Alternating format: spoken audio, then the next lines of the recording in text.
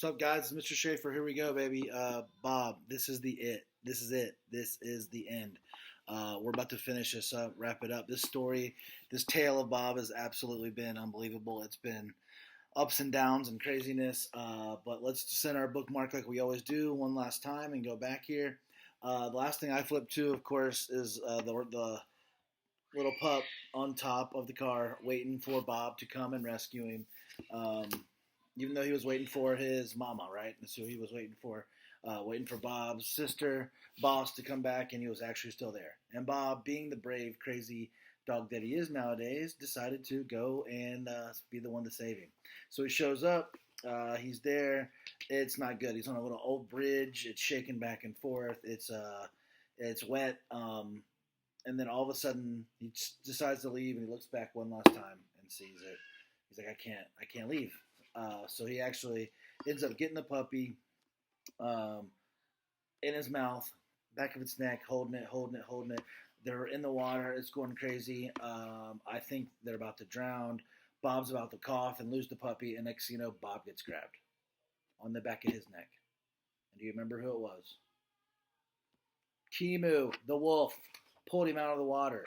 Bob says thanks, and basically he's like, I didn't do it for you. I did it because I'm about to eat that puppy. And basically Kimu decides to try to eat the puppy, and Bob chases him down, bites him, the dog drops it, and yeah, there it is. He thought the puppy was dead, and he ended up there and like laying there on the ground after Kimu runs away. Bob freaking fought a wolf. Bob fought a wolf for his nephew. And he called him Rowdy too. Remember, which was Bob's name when he was a pup. And yeah, I'm sorry, I'm just mind blown right now and looking at this. Was making me go back. And then he's laying there. I forgot, and he says to him, he's not moving. So what's Bob do? Bites him on the tail, and little Rowdy wakes up. Cool. All right. Sorry, I was getting excited, starting to go crazy, but that was a crazy scene. So let's finish it up. This is starting on the truth. All right, so they're literally laying there, just got out of the water. He just rescued them. Remember, Bob and Ruby and all of them are back with the cops. Crazy. It hits me then. I'm so tired, so banged up. I can't go on, even if I want to.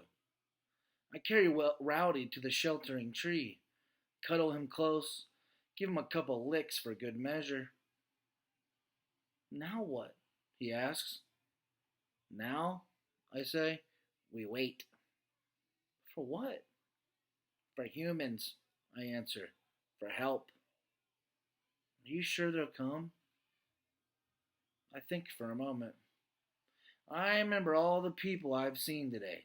The police and rescue workers, the park employees, the staff at the shelter, the folks at the donut shop, opening their door to a strange collection of animals.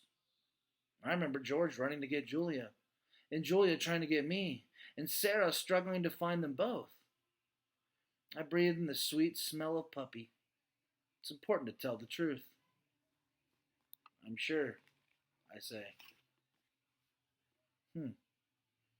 Bob, is Bob having a change of heart of how he feels about humans? Sounds like it. Forever.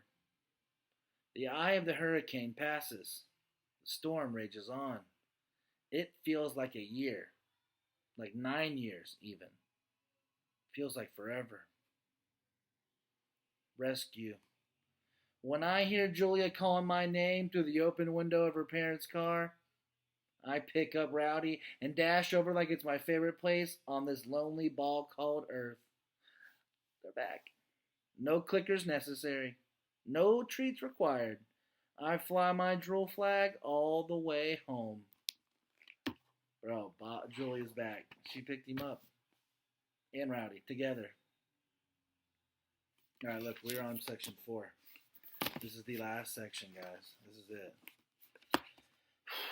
I don't know where's everybody at? What happens? What goes down? Let's see. Aftermath. We've lost 10 park residents total. 8 deaths, plus 2 still missing. No humans died, but there were some injuries. They've already started rebuilding. It's funny the way people go right back at it after a tragedy. Everyone comes together. Lots of talk about community and kumbaya, blah, blah, blah. They're a resilient species. I'll give them that. You know what resilient means? It means you never give up. No matter what happens, you still fight through it and you do it. So Bob, calling us resilient humans. I think you're right, Bob. It's been 3 weeks and we still don't have Kimu back. Suzu either. There have been some sightings. Nothing for sure. I worry they can't last long. Wolves aren't native to this part of the world. I like to think they're together at least. Everybody else is back with makeshift domains. Nobody's complaining though. In spite of all construction, Julia's been taking me to see Ivan and Ruby whenever they can. Today Ivan leans on the temporary fence separating him from the elephants. Maya made him a medal for valor out of a watermelon and the cucumbers. He's eaten most of it. It's pretty great. Almost everybody we saved from the shelter ended up with a home, says Ivan. Even that annoying bunny. Almost everyone, I remind him. I'm so sorry about Boss, he says in his gentle way. From what we can tell, Boss never went into the donut shop. She slipped away, and no one knows what happened to her. I try not to feel hurt, but I had this silly fantasy about me and her and Rowdy all hanging out like a family. And I so wanted her to know what it's like to have a warm bed and a full bowl and a good ear scratch whenever you need it. I wanted her to know that she deserves that as much as any dog. I guess she'd lived life too long on her own terms. Or maybe she was afraid to get her hopes up. To trust. I understand. Been there. Done that. But sometimes humans don't let you down. Sometimes they even come to the rescue. Riddle. Yeah, that's kind of crazy though. Let's go back on 323. Sometimes humans don't let you down. Sometimes they come to the rescue. Man, sounds like a new Bob to me. Riddle. Uncle Bob? Ruby calls, galloping over. She seems more confident these days, a little more grown up. Stella will be proud. I know I am. You want to hear a new riddle? Absolutely I do. Ruby flaps her ears. She does that when she gets excited. What has an eye but cannot see? I am perplexed, Ruby, pondering and puzzled. A hurricane, she exclaims. Good one, Ruby. First rate. I look at Ivan. We smile at each other. We don't need to say anything. It's enough to listen to the palm trees rustle and watch the sawgrass sway. Working on it. On the way home, we passed the shelter. It's been patched up pretty well, it looks like. And they're back in business. I hear the usual yelps and howls and hisses and meows, and like always, I feel lousy. I plop down on the sidewalk and Julia stops walking. What's going on, Bob? She asks. I listen, like I always do for her. Bark. That bark. Nope. Nothing. Who's he looking for? Boss. I wish Rowdy were here to distract me, but he's still learning how to walk on a tug-of-war string. He's a pretty swell pup, even if he's a little feisty. I'm surprised how much I like having him around the house. It's weird. I feel responsible for the little guy, sort of like he's become my numero uno. That's pretty cool that he's been living with him, Uncle Bob. Julia bends down and strokes my head. I wag my tail a bit, slowly stand. I think of poor old Julia stuck in that backyard day and night. I think of Boss roaming the streets. I think of my siblings, the dark night, the box, the highway. I'm trying hard to find the forgiveness that seems to come so naturally to other dogs. Maybe that's what Boss was getting at. Maybe it's easier to forgive others once you learn how to forgive yourself. I'm working on it. It's like a bone. Sometimes you have to chew for a long time before you make any progress. Snickers. Again. Once we're home, I head for the couch. I'm snoozing peacefully with Rowdy when I smell a doozy of a smell. Assaults my schnoz, which is finally back in working order. It's her. Snickers is back.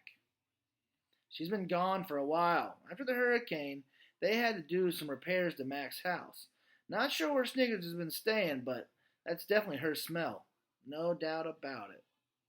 I dive under the couch, but not before Nutwit appears at the front window. "Oh, Bobo," he calls. "Someone's looking for you." "I'm not home," I yell. "Yeah, I don't think she'll take no for an answer," says Nutwit. "Shouldn't you be rebuilding your nest?" "Nah, watching you cower in fear's way more fun." "What's the deal, Uncle Bob?" Rowdy asks. "Be afraid, Rowdy," I say. "Be very afraid." The door opens, and there's Julia with Snickers by her side. "Well, hello there, Snickers," says Sarah as she passes through the living room. "What are you doing here?" "Mac and his wife just moved back in," Julia says. "They called this afternoon, and Snickers was dying for a walk." I ease back a little farther into the couch. Can Snickers see me? Maybe not, but she can most definitely smell me. For once, I regret my pungent aroma. Snickers darts across the living room straight to the couch, pulling Julia along for the ride. "Snickers!" Julia exclaims. "Slow down, girl!" She kneels. "Bob, are you hiding under there?" I move an inch, exposing my snout. Snickers goes insane. She yanks free of her tug-of-war string. For a moment, she pauses to a polite nose tap with Rowdy. Then she let loose with zoomies and yips and howls in joy. "Bob," Julia says, "come out here and say hi." I pretend not to hear her, which isn't a big stretch, since Snickers is barking like a maniac. "Robert," says Julia. "Fine. I belly crawl out until I'm exposed." Snickers is ecstatic. She showers me with licks and nips and nudges and leaps. "Bob," she croons, "how I've missed you." I cover my head with my paws, but there's no escaping her adoration. "There's a reason we survived, Bob," she says, her fuzzy tail high in her ear. "The fates want our love to blossom." "Is this your girlfriend, Uncle Bob?" Rowdy inquires. "Girlfriend today," Snickers responds in a giddy voice. "But who knows what tomorrow may bring? Perhaps you should start calling me Aunt Snickers." I'm relieved beyond measure when Julia finally pulls Snickers with great effort out of the door. I try to ignore Nutwood's teasing, and I try to tolerate Rowsy's stifled laughter. But when Minnie starts chanting, "Bob and Snickers," followed by Moo's "sitting in a tree," I've had enough. I head for my doggy door, ignoring the popcorn and guinea pigs, and try to locate my dignity. And there's Bobo again, in love with Snickers. Snickers finally got to see him again. Well, guys, the only person we haven't seen yet. We got Snicks, we got Ruby, we got Ivan, we got Rowdy, we got everybody coming back. That's the last chapter. We're still missing one person. One animal, I should say. A visitor. This evening is like lots of other evenings. The guinea pigs are squeaking. Nutwit is puttering in his tree. Julia and Sarah and George are watching something about meerkats on the Nature Channel. I've just settled in with Rowdy on the couch when George drops a cookie on the floor. I leap into action. "Robert," says Julia, "leave it." Briefly, I consider my options, but not for long. At least I share a piece with Rowdy. "You're hopeless," Julia says, "but I love you anyway." And that's when we hear a bark at the door. It's coming from the front porch. That's weird, says George. I'll check it out. Julia runs to the door and pulls it open. She hesitates. She looks over at me, then back at the porch, and back at me. Bob, she says, I think it's for you. And it is. Oh my, look who it is. It's Boss. She's back. They're all there together, guys, the whole family. Amazing. And that's it, guys. That's the end of Bob. We went through a lot of up and downs with him and the whole crazy cycle, and I think we've got a lot to talk about now. So I hope you enjoyed it, and we'll talk to you next time.